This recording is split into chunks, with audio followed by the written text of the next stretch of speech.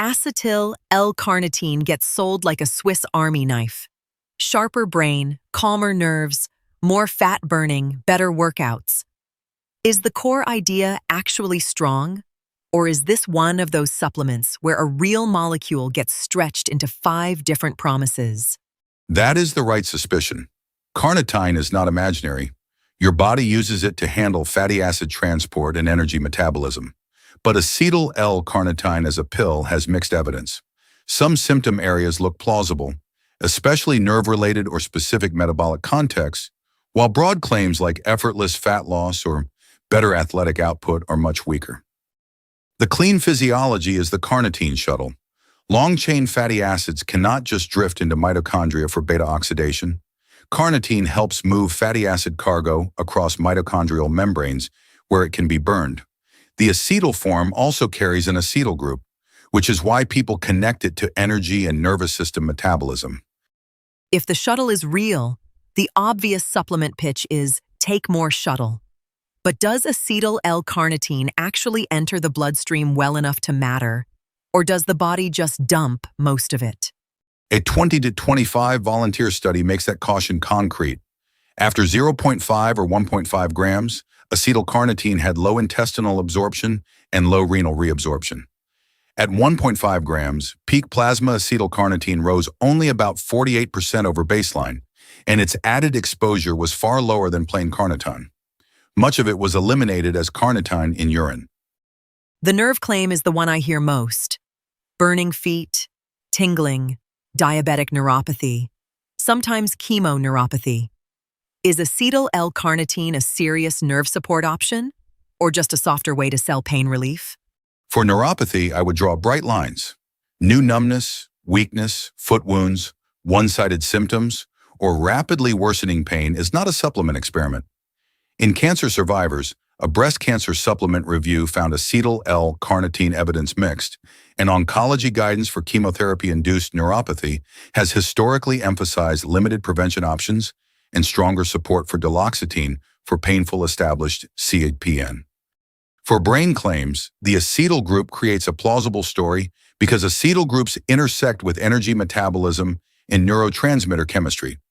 Plausible is not the same as proven.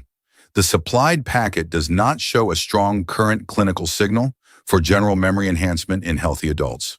So I would not frame it as a nootropic with predictable effects. Okay, then let's pressure test the fat-burning pitch. If carnitine moves fatty acids into mitochondria, why do trials not simply show people burning more fat, riding faster, and losing weight? A trained cyclist trial is useful here because it measured performance instead of vibes. 4 weeks of 100 milligrams acetyl-L-carnitine plus alpha-lipoic acid did not improve maximal aerobic power, wind gait power, jumping, or fatigue metrics compared with placebo. Lactate was lower after one high-intensity test, but that did not translate into better output. Where I get more interested is targeted physiology. In PCOS, a small 2025 randomized trial tested acetyl-L-carnitine with L-arginine and CoQ10, either alone or with metformin. Over 24 weeks, both groups improved several metabolic, hormonal, and quality-of-life measures, with bigger body size and androgen-related improvements when metformin was included. But it was a combination, not isolated acetyl-L-carnitine. Before someone buys it, what are the boring but important boundaries? I'm thinking product quality, medications, thyroid issues, seizures, blood thinners, pregnancy, and surgery. Basically the stuff that never fits on the front of the bottle. There is also a newer metabolism wrinkle, TMAO.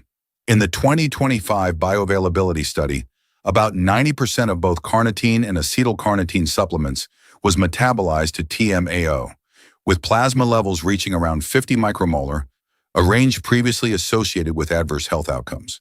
That does not prove harm from a short trial, but it weakens the idea that daily high-dose use is automatically benign.